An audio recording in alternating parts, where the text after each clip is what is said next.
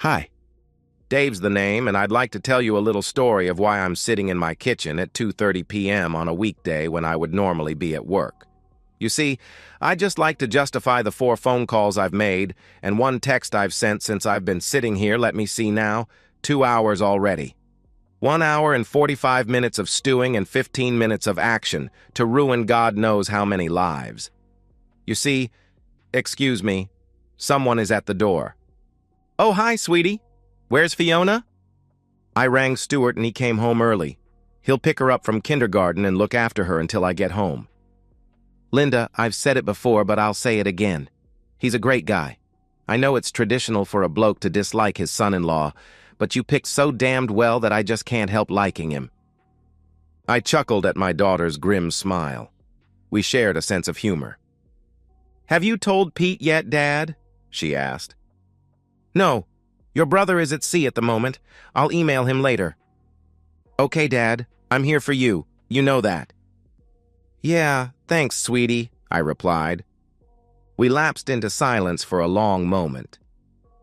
Why would she do this to you, Dad? I don't know, darling, I replied. Why, didn't she say anything? She asked. I haven't actually spoken to her yet. You mean she's still? Yup, I replied. I watched as my daughter's troubled eyes flicked to the stairs leading up to the master bedroom. I just wanted to wait, so she could tell us all why she did it at the same time. All? She asked. Yeah, I've invited a few more guests. They should be here shortly. What are you going to do? She asked. No more and no less than I have to, so I can survive this. So you already have a plan? Yup, I replied. Doesn't it depend on her reason? She asked. Why? The facts speak for themselves. The reason is irrelevant. But she may have been blackmailed, she asked. Believe me, if you saw what I saw and heard what I heard, you'd know she wasn't being blackmailed. Linda looked into my eyes for a moment. I thought you were taking this well, but I can see now you're not, are you? No, I replied. I turned away. No daughter should see her father cry. What would you like me to do? She asked. You do what your conscience tells you to do. I won't think better or worse about you, whichever way you decide. Thanks, Dad. Do you have any idea why she would do this? She asked. I have absolutely no idea, sweetie. I thought we had a good marriage until this morning. What happened this morning? She asked. Well, your mother has always been lousy at lying and keeping secrets. It's just not in her nature. After 27 years of living together, I know her routines like my own. She showers every morning. Every Tuesday and Friday she washes her hair. She'll be getting ready for 5 minutes more or less than an hour. Every other day she is in there for 5 minutes more or less than 30 minutes. This morning she was in there for almost an hour and a half. When I went in there to tell her she would be late for work, I saw what underwear she had on and what she was planning to wear. It wasn't her usual office clothes. I asked her what her plans were for the day, and she said nothing unusual, just work. She was lying. Every other day she thought she would be late for work, and she got kind of agitated. This morning she was as cool as a cucumber. I knew then that she had no intention of going to work. So what did you do? She asked. I called off work and parked just up the street. I was going to follow her when she left, but she didn't go anywhere. I stayed there until that guy she works with at the real estate office turned up at about 11:30. I crept in and confirmed it was what I expected, then thought what I was going to do. After that, I made a few phone calls, and here we are. Were there any clues, Dad? I mean, before today? I thought you guys were good, she asked. No, sweetie, nothing. As far as I knew, I loved her and she loved me. We were going to work for a few more years, then retire and live happily ever after. Dad, I have to ask you this. Did you ever... Linda started. Don't even say it, Linda. No, I have never betrayed your mother. I have never disrespected a woman that way in my life. Even when our love life pretty much died a couple of years ago, I just sucked it up. What? You haven't had intimacy in 2 years? She asked. Nope. Your mother was never an overtly sexual being. She reckoned she just didn't enjoy it that much. Sure, she seemed to enjoy it when we started, but it was the starting that was the problem. When she hit menopause 2 years ago, whatever I used to get just dried up completely. So, when you found her today, it must have hit you hard? She asked. I let my steely gaze answer for me. Just then there was another soft knock on the door. I opened it to see my father-in-law standing there. "Come in, Paul." "Thanks, Dave." "Where is she?" he asked. "Upstairs in our bedroom." "Okay. I have to see for myself," he answered. "I understand. Go ahead, sir. Just don't disturb her, please." The old man went up the stairs and came down a minute later, but much more than a minute older. He slumped in a chair. I poured him a whiskey, which he gulped. "I can't believe she would do that to you. She knows how devastated you were when that fiancé of yours cheated on you. She helped pick up your pieces after all. Not only that, she knows how devastated I was when I caught her mother and she ran off with that jerk, abandoning me and the kids. Sorry, I have to get out of here." I guess a woman shouldn't see her granddad cry either. I walked him to the door. Linda made it like she was going to follow us, but I waved her back. I wanted the old guy to maintain what pride he had left. He stood on the porch and gripped my shoulders for support. "Do what you have to do, son, but nothing physical, okay? I couldn't stand by and see that." "Don't worry, Dad. I won't harm a hair on your daughter's head. But as for the other stuff, I apologize for what I am about to do to your daughter. A guy has to do what he has to do." He stared at me for a long moment, then nodded. He shuffled to his car and drove slowly away. A broken man. I rang his son, my wife's brother, and without going into detail suggested he go and see his dad to offer support. I was just hanging up when I heard the upstairs toilet flush. Nap time must be over. I rejoined Linda and we sat in silence for a few minutes. Shortly, we heard a bed creaking and sounds of passion. "See, Linda, does that sound like blackmail to you?" "No, Dad. How can you stand to sit here? Why don't you go up and beat the jerk's back?" "Well, it's not easy, sweetie, but I have this ability to turn off my emotional side. Kind of disassociate myself from all the feelings, you know." "Oh, is that where I get it from? So why torture yourself? Why not go upstairs and stop it? Kick the cheating woman out?" Linda asked.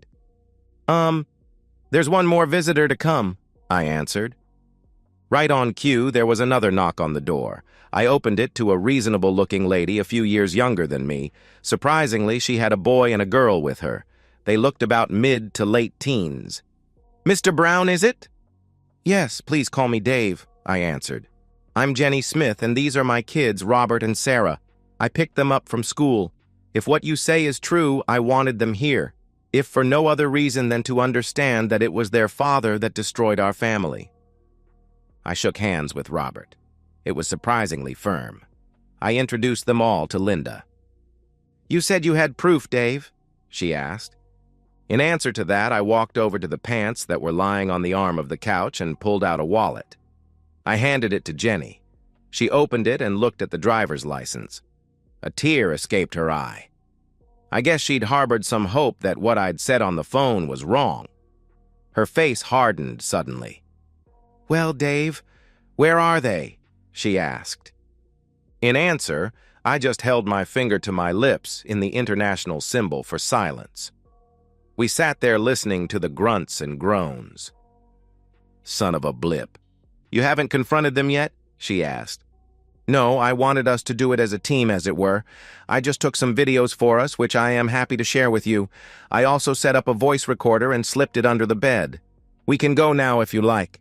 I suggest the children hold back until we can get the performers decent." "Yes, you're right. Just hold on a moment. I have a locksmith standing by to change the locks on my house. I was just waiting to make sure you were right before giving them the go. I'm not surprised, really. This isn't the first time." Linda and I waited patiently while she rang the locksmith, then her lawyer, and gave them both the go. We distracted her children from the noises by chatting about inanities. Jenny then pushed her shoulders back. Okay, let's do this. Jenny, Linda, and I walked up the stairs while the kids waited at the bottom for our signal. After Jenny snuck a look through the doorway, I motioned for the other two to stay out of sight, and then entered the room. I stood at the foot of the bed and watched the show with disgust. I watched impassively as they performed. She showed her appreciation by making noises. She'd refused to do this with me since shortly after the wedding. Said it was demeaning. Suddenly, she cried out and collapsed on the bed. He let her rest for a moment, the considerate jerk, then resumed doing the deed. As she rolled over, her eyes met mine. Her face fell and she screamed. Her lover followed her gaze and saw me also. He started to rise, looking ridiculous, swinging free. Once he was on his feet, he stopped and looked up at my face. I could see he was starting to get a really bad feeling about his physical safety in the next little while. That's a right jerk. I'm bigger and uglier than you, and please believe me, a sight angrier.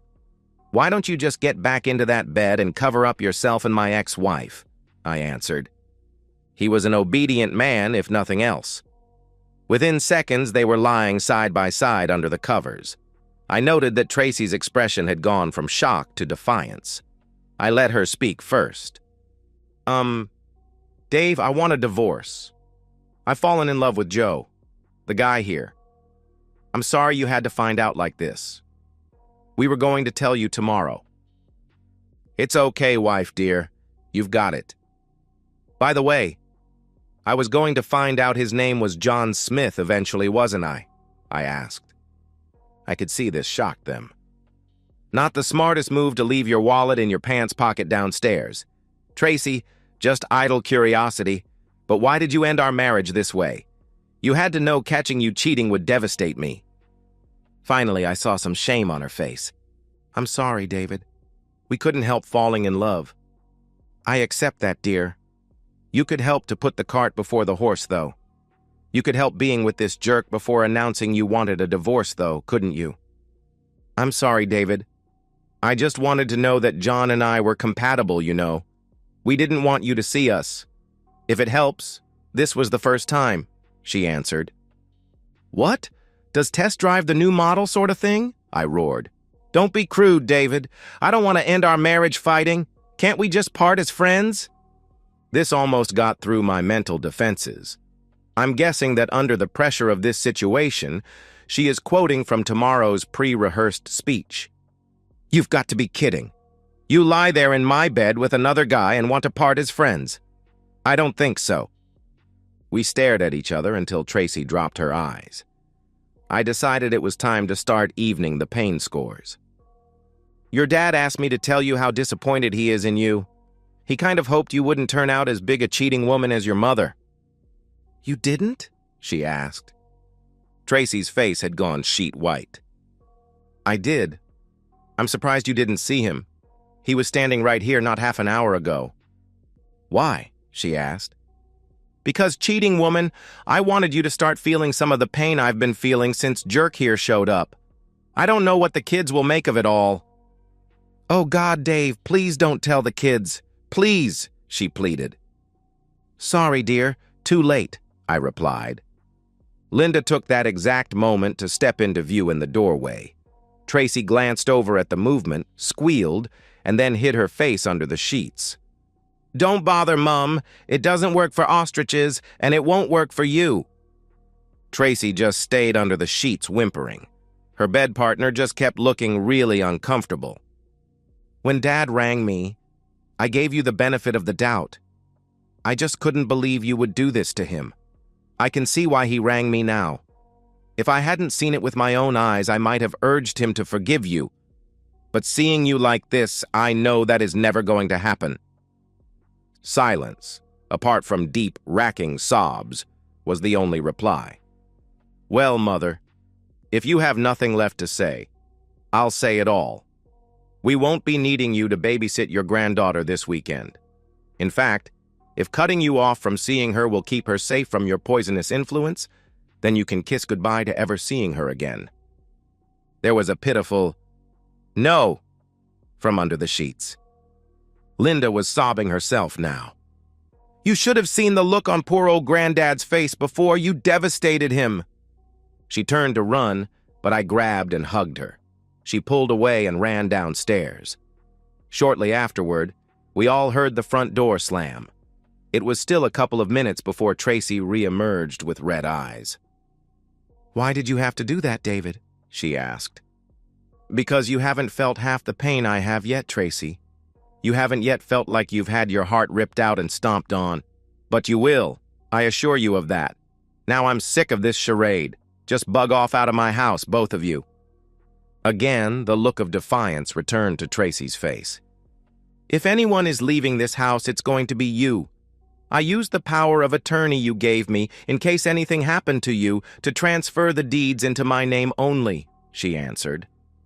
I think the vehemence of her own voice even surprised Tracy. She could certainly see by my face that by revealing another of her betrayals, she'd made me even angrier. She also realized that morally, she was just digging her grave deeper and deeper. I recovered quickly. The strange thing is, with shocking news, it stops hurting much when it reaches a certain point. I'd reached that point 2 hours ago. "How are you going to afford the mortgage, Tracy?" I asked. "You think we didn't work this out, David? With my pay and commissions, plus John's, we'll cover it easily," she answered. "What pay is that, Tracy? Your boss, Mr. Johnson, said to tell you both you're fired. He would have told you himself, but apparently both of your phones are off. Good Christian soul that he is, took a dim view of 2 married jerks like you cheating in company time." "You didn't tell him, Dave. Tell me you didn't," she asked weakly. "Yup. Sent him some lovely photographs, too," I answered. Tracy's bedmate finally found his voice. "How do you know I'm married?" he asked. "Driver's license, remember? Phone book, telephone, easy. Wife Jenny, about 5'6" pretty red hair. The children Robert and Sarah look like good kids. Tell me, were you going to shaft them like this woman was planning on shafting me?" "Please, Mr. Brown, don't tell my wife," he pleaded. "Why not? Haven't you finished draining all your bank accounts yet, in preparation for sailing off into the sunset with my wife?" "She was going to get the house. Just give me a chance to tell her gently, please. She doesn't deserve this. I still love her in my own way. She doesn't deserve to find out like this." "What? Doesn't deserve to find out like I did, you mean?" "Yes, you're right. Unfortunately, it's too late," I answered. I didn't need to turn around to know exactly when Jenny and her children stepped in the door. His face told the story. The expression was priceless. "Yes, it's way too late, my darling husband. I will be eternally grateful for Mr. Brown here bringing this to my attention. Just so you know, the video he is giving me should be enough to trigger the post-nup we had drawn up last time I forgave you." Tracy's head swung to look at her bed partner. In my disassociated state, I idly wondered why. Was it the fact that he was a serial cheater? Or was it the news that their financial plans were now scuppered? "The locks should have been changed on my house by now.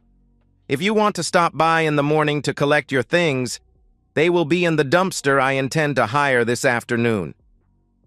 Throughout this tirade, the unfortunate John had just looked at his own feet with an expression of horror.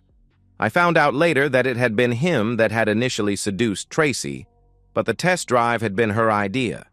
His plan had actually been to tell his wife and family the next day as well. He looked forlornly at his wife, then glanced briefly at his kids, but couldn't face them for long. Jenny was losing control, but rallied briefly. "Well, kids, if you ever wondered what a cheating woman looks like, then take a good look." Tracy cringed under their combined stare. Jenny grabbed the kids and stormed out. I walked to the bed and snarled to the cowering couple. "Just get out of my house. You have no idea of the rage I am feeling right now. I'll return in 2 or so hours. I want you both gone when I get back. Don't even think about trying to rip me off, Tracy. If you do, then your chances of living happily ever after, make that living period, will plummet from very, very small to non-existent. Understand?" One look at my face convinced them of the seriousness of what I intended. I ran after Jenny and caught them before they drove off. We agreed to meet at a coffee shop, which we did. We consoled each other and tried to lead the kids through the process to come. Robert proved to be mature beyond his years and helped comfort his sobbing sister. I really wish her father was here to see his daughter's pain. I gave Jenny my card and offered to help her with anything I could. We parted friends, I think. The next week was very hard. Yes, I can turn my emotions off in a crisis. However, that doesn't stop the pain, only defers it. Sure, I was busy with work and lawyers. They were very interested in my evidence, particularly the voice recorder I retrieved from under the bed. It had picked up fairly decent conversations where the two lovers had detailed the extent of their planning to snatch the majority of the marital assets of the two households. Tracy was justifying it as her right and because of my earning capacity. Sure, the assumption in divorces was an equal split, but my guy informed me that judges had the capacity to go away from this, and evidence of pre-planned skullduggery often swayed them that way. Linda insisted on hearing the recordings as well. We were both stunned by her mother's planned vindictiveness. Linda actually rang her mother for an explanation, but got nothing to convince her that it wasn't just pure evil. I put on a brave face for Linda and a brave voice for my son when he rang, but I was struggling. The weekend after the show, I got a very welcome call from Jenny. She was very happy to mow her own lawns, but had no idea how the mower worked. After some lessons on Sunday and doing some other small maintenance jobs, I was invited to stay for dinner. We were still chatting when the kids went to bed. Then things turned serious. "How are you traveling, Jenny?" I asked. "About as well as could be expected, Dave. Thanks for asking. I think I've been mentally preparing myself for this for years. Deep down, I knew it would happen again. My lawyers have discovered what he had planned for our finances and blocked it all. I couldn't believe the little jerk was going to leave us practically penniless. My lawyers are telling me that I'll get the house, child support, and alimony, plus 90% of the assets, thanks to your evidence and the post-nup." "Happy to be of service, Jen. Mine said something similar, but with only 50 to 70% of the assets," I answered. "He came around 2 days ago, begging. I think his lawyers told him the same things mine did, and the idea of being financially destroyed terrifies him. I told him to bug off. The only thing that worries me is the effect on the kids. Sarah is at an age where she can develop fine without a father, but I'm worried about Rob." I know Jen. At his age, a boy needs a good, strong male role model. I've been thinking about that. Can I volunteer for the job? I'd be honored to come into his life and help where I can. Jenny was silent for a long moment. I could see the conflict in her face. I know your ego must be a little fragile at the moment, Dave, so I don't quite know how. Don't worry about it, Jen. Support for Rob is all I'm offering at the moment, I replied. I could see the relief flood her face. We discussed details for a while. "How about you, Dave? Are you okay?" she asked. "I don't know, Jen. I'm still confused as all hell. I don't know what I did to make her hate me so much. Finding her with your John just emasculated me. It makes me doubt my own manhood. Was I so inadequate that... I just don't know. Destroying her relationship with her kids, her father, and probably our mutual friends, combined with getting her fired, just doesn't seem enough somehow. I still feel like only half a man." "Believe me, I know exactly how you feel, Dave," she answered. Jenny stared at me for another long moment, obviously debating what to say to herself. Finally, she continued, "You know what you have to do to reclaim your manhood, don't you, Dave?" Jenny was leaning towards me with steely eyes. Yes, I do, Jen," I answered. "Good," she replied. "How far are you comfortable with me going, Jen?" I asked. The steel was now in her voice as well. Hell really does have no fury like a woman scorned. "As far as you think you need to go to get rid of your demons, Dave, is fine with me. You're too nice a guy to allow any lingering hurt to mess with the rest of your life. Let it all out, Dave." "Okay.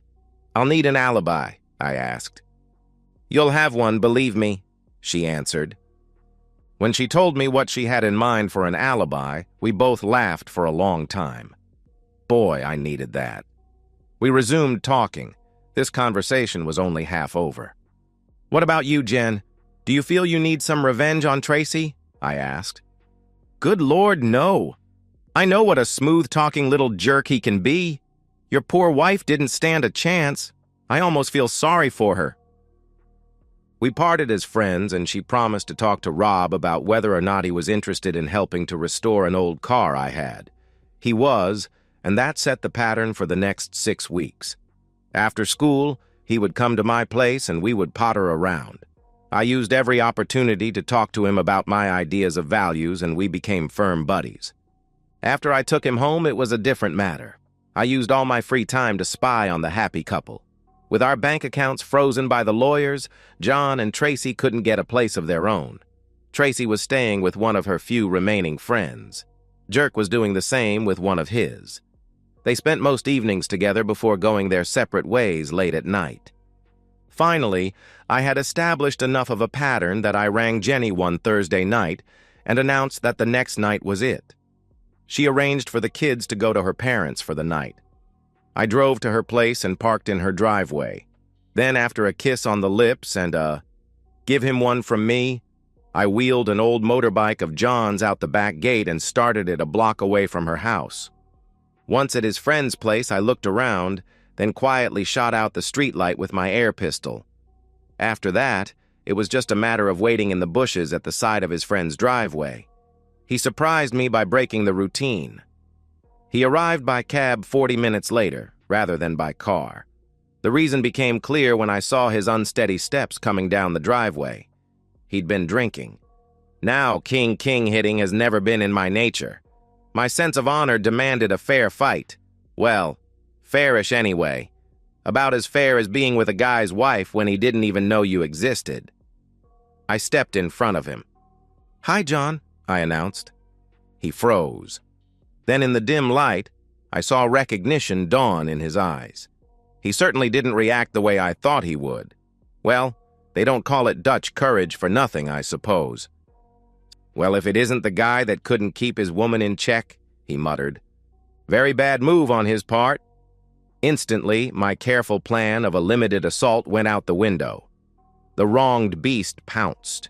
A right to the jaw knocked him to his hands and knees. Then my memory got a bit hazy. From later reports, I think I kicked him in the ribs a few times and stomped on his kidneys and lower legs before lining a few well-aimed kicks between his legs.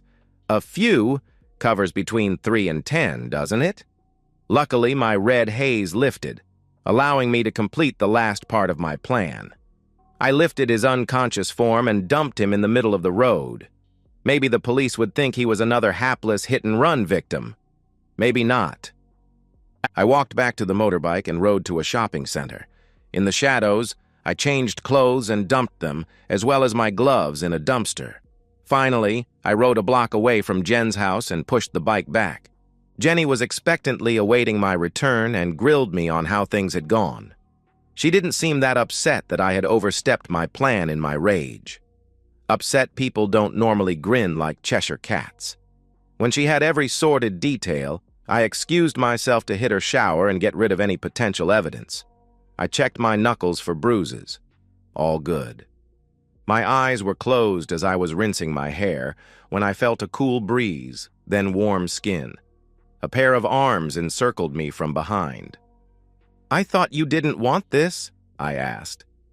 "Screw what I want. You need this. You've taken the man, now you need to take his woman," she answered. I spun around and we kissed. Boy, I needed that. We finally broke apart. "Besides, when the police come to check your alibi, I want to be as convincing as possible. Now finish up, you great lummox, and get in the bedroom," she said while smiling. Who was I to deny the request of a lady? I awoke in the pre-dawn light as I felt her slip back into bed. She snuggled up to me. "I'm sorry, Jen. I was tired last night. I hope you weren't too disappointed." "If that was you in second gear, God help me if I ever get your third," she answered. "It looks something like this." After that, We both dozed again. I awoke to breakfast and coffee being delivered. "Hey, Dave, some jerk broke the back window of your car last night. I've already phoned the police." This was accompanied by a wink. Sure enough, the police came around and my number plate was entered in their system. Before long, it was linked to a reported potential assault last night. It was convenient that my alibi and I were together in a house reeking of love. The nosy neighbor backed up our story of my car being parked there at the time of the assault, as it had been once a week for the last few. She didn't know that I wasn't in the spare room as normal. I was never a serious suspect. I did see Tracy one more time, about a week after her lover's bad night. She rang to say she was coming over to get the rest of her stuff. When I explained that it had all been donated to charity, she said she wanted to talk anyway. When I heard her car pull up, I looked out the window to see Tracy standing next to her car on the phone. I answered the door in my dressing gown when she finally knocked. She frowned at my choice of apparel, but I made sure my face betrayed nothing as I invited her in. I asked her to hand over her phone and handbag, then put them in the spare room and closed the door.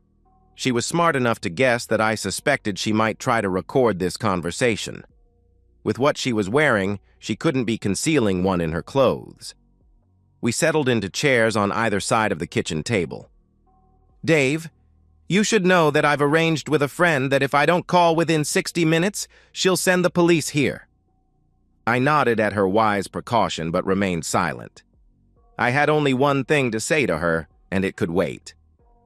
"Dave, could I just say how sorry I am with how our marriage ended?" "Save your breath, Tracy. I'm not the slightest bit interested in sitting here listening to you trying to appease your conscience by justifying why you tried to destroy me." The expression on her face was priceless. It was like, who was this guy? "Okay, Dave, it was you that beat up John, wasn't it?" "Yes," I replied. That caught her completely off guard. She obviously expected me to deny it. "What?" she asked. "What's so hard to understand, Tracy? You asked me if I'd beaten your lover up. I said, yes, it was me." "But why? He'd never done anything to you," she asked. "Come on, Tracy. Extramarital love can't have rotted your brain that quickly.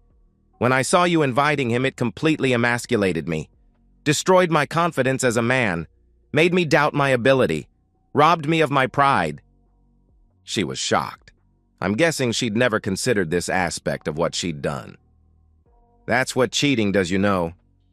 After a while, I realized I had two choices. I could end up a sad, lonely old man, like your dad, a loveless, vacant hulk, or I could fight my way out of the corner that you and your lover pushed me into. Does it really surprise you that I chose the man's option? The only option that would allow me to remain a man. Does it? Yes. I destroyed your boyfriend, and if I feel it necessary so that I can hold my head up high, then I'll do it again and again. You forced this showdown, Tracy. There can only be one survivor. To stop you and him from destroying me, I have to destroy you both." The words were said with such a quiet, chilling certainty that they left no room for doubt. But I hoped, coming in here, that by completely isolating me from friends and family and getting me fired, you were done with me. John and I just fell in love, Dave. We couldn't help it. You can remember being in love, can't you? She asked. Yes, Tracy. I can remember back 8 weeks. As I said that day, maybe it wasn't your choice to fall in love, but it was your choice what you did about it. If you'd just come to me and said, Dave, I've fallen in love with someone else, I want a divorce, then I would have been sad, but would have gladly given you your freedom, or fought to regain your love, whichever I choose at the time. By announcing your intentions the way you did, viciously and cruelly, you declared war on me, betrayed everything I stand for and everything I thought you stood for. What about now, Dave? Can you leave John and me in peace now you've had your revenge? She asked.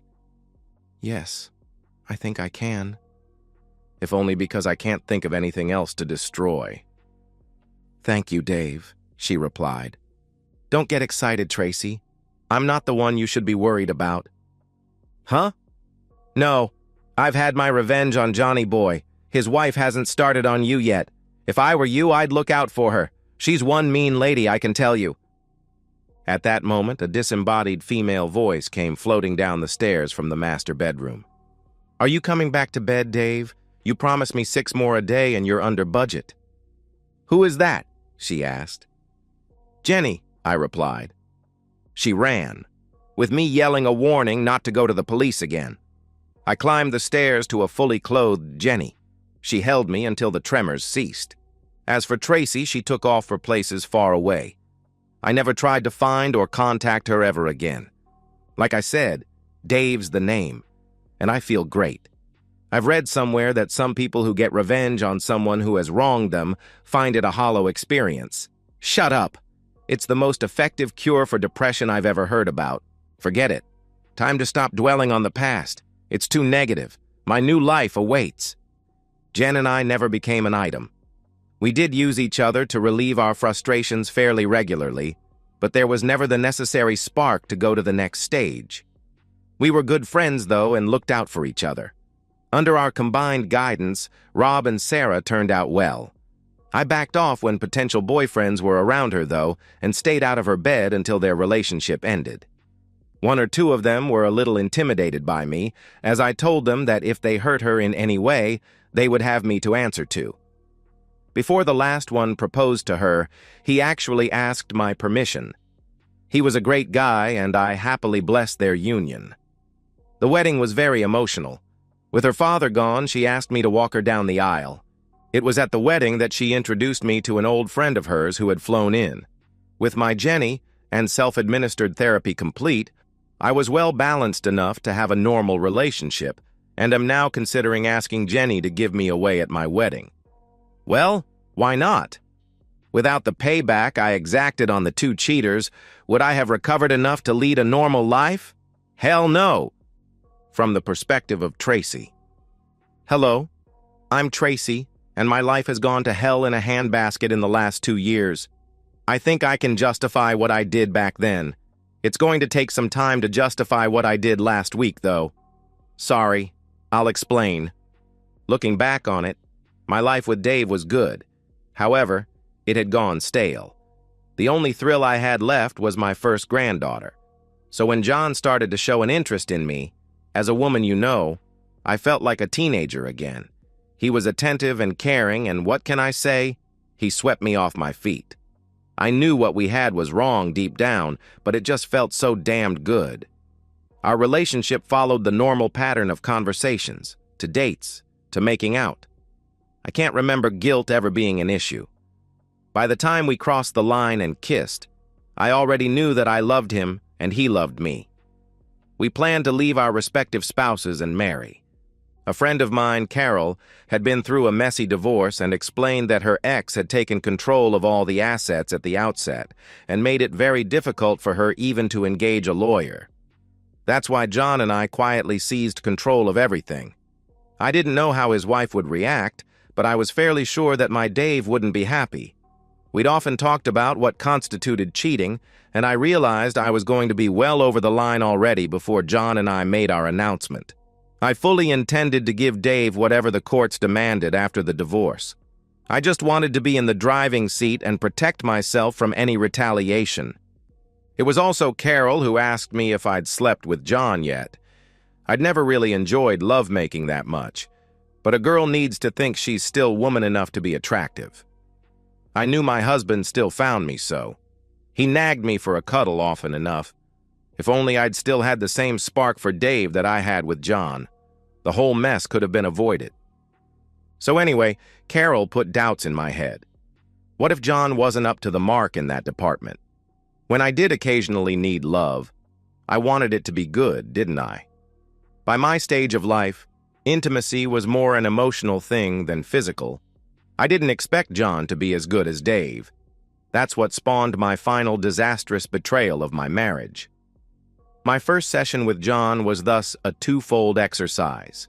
one to try him out and the other as a final bonding exercise to steel ourselves for the emotionally difficult tasks we had planned over the next few days. To be honest with myself, I think I wanted to snare John's full attention so he wouldn't back out on our plans. Even then, I suspected he was quite a weak person. I know what you're thinking. Did I ignore the possibility I would be caught and make Dave go ballistic? Did I consider the effect on my father and kids? The simple answer is no. I never expected to be caught, and if I was, I never expected Dave's nuclear response. As for the rest, I just didn't think of it, okay? I never compare myself to my mother. I was so young when she left us that she just didn't come into the equation. After all, it cost me. I'd like to say that the love with John was mind-blowing. It wasn't. I found myself faking enjoyment just as I used to do with Dave. Men and their bloody egos, I ask you. I still have no idea how Dave found out about my one and only infidelity. It's just not important to me. I was devastated when I saw the look of hurt in his eyes when he came into the room. I tried to justify that to myself later, but of course I couldn't. He'd never done anything near bad enough to justify that. My guilt manifested itself as defiance for a very short time, but that didn't last long. The thought that my father had witnessed my transgression and my daughter's words just killed me. The look in the eyes of John's daughter was almost as bad. I had no idea my husband was capable of such cruelty. When I was called by the hospital about John's admission, I knew instinctively that it was Dave's doing. The doctors believed that John's broken jaw, concussion, bruised kidneys, 3 broken ribs, cracked tibia, and shattered groin were consistent with a hit-and-run accident. I believed differently. That's why I rang the police and gave them Dave's name and car license plate number.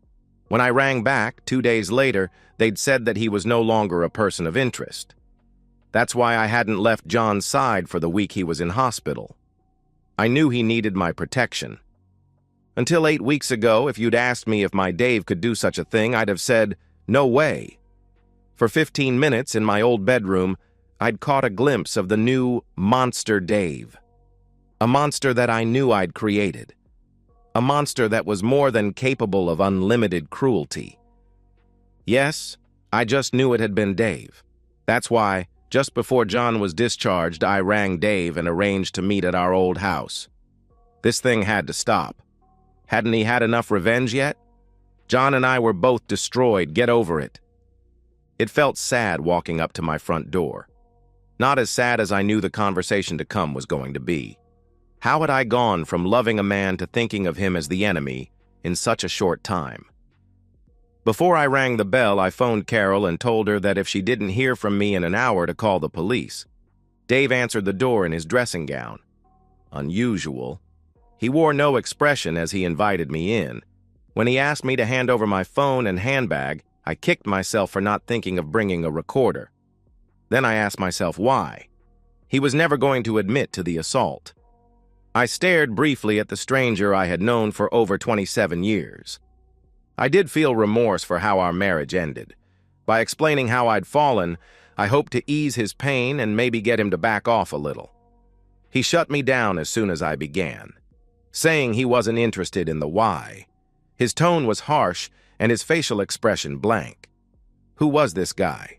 I didn't recognize the face or the voice. I was stunned when he blithely admitted to beating up John. When I heard his motivation, I could see exactly why he'd done it. Let's just say, it didn't ease my conscience any. I genuinely didn't see why Dave hated John so much. He sure set me straight on that very quickly. I suddenly realized how self-centered I'd become. It blinded me and allowed me to rationalize the completely unacceptable. I suddenly knew not only why we were being punished, but judging by the expression on Dave's face, it wasn't over. My asking if he remembered what love felt like was part of my prepared speech. His answer was like a knife twisting in my gut. How else could a fundamentally decent person feel? I knew I had to run. My question about future revenge was simply to see how far. I hadn't considered that John's wife was a physical threat until Dave's words. With a flash of insight, I suddenly found myself in her shoes. What would I do if she'd done to me what I'd done to her? A chill went down my spine. When I discovered she was upstairs, I ran. I collected John from the hospital, and then we both ran. The divorces were both finalized. The paperwork was delivered to our P.O. box, 2 towns away from my new home. The stress of living anonymously, with no friends and constantly looking over my shoulder, was tremendous. We had a little money eventually. The waiting was tough. The only jobs we could get were commission-only real estate jobs, and it was a long time between drinks. John and I got married 6 months later. Looking back on it, we were 2 castaways thrown together, and it was a mistake. I also think one of the motivations was that by getting married, we could retrospectively justify the pain we had caused to so many, especially ourselves. My latest downfall started innocuously enough. John's one remaining testicle never did work. He was totally incapable of getting it up. We never could afford the course of testosterone treatment required to alleviate the problem. That caused him to be moody, insecure, and jealous. Let's face it, a marriage that has infidelity as its cornerstone is an uphill battle right from the start. His grouchiness caused me to get very unfriendly as well. A friend of mine recommended HRT therapy as it had fixed her similar condition. I balked at the probable cost, but she explained that as every second woman over 45 was on it, it was much cheaper than testosterone therapy. One doctor visit later, and as if by a miracle, life returned to a happy normal. My doctor had warned me that one of the side effects of estrogen tablets was a resurgence of my libido. He said it with a smirk, like it was a good thing.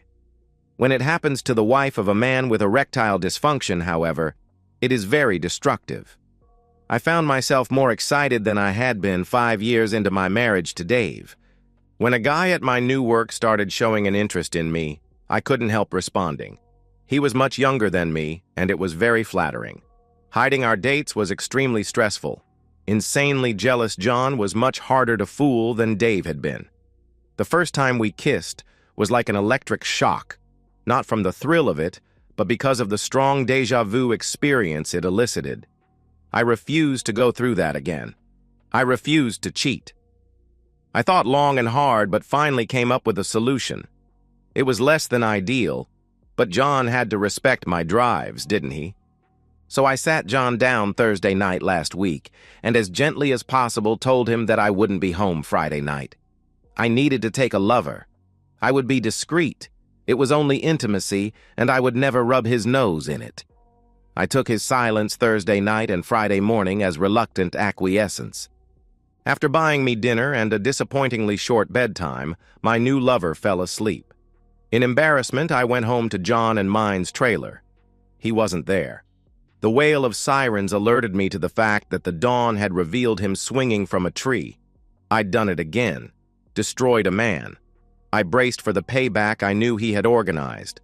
I was surprised to find it only consisted of a suicide note and a letter to his attorney. Well, the suicide note was emailed to all our friends, who dumped me quicker than an airplane toilet. The letter to his attorney was to change the beneficiaries of his life insurance policy and his will from me to his children. When will I ever learn? Never mess with a man's pride. And so, we've reached the end of today's story. Was it what you expected, or did it take a twist you didn't see coming? I'm curious to hear your thoughts. Share them in the comments below, and let's get a conversation going. If this story kept you hooked, make sure to hit that like button. And if you're new here or just haven't subscribed yet, now's the perfect time to join our community. I bring you fresh, captivating stories every day, so click that subscribe button and turn on notifications so you never miss out. Thanks for watching, and I'll see you in the next one.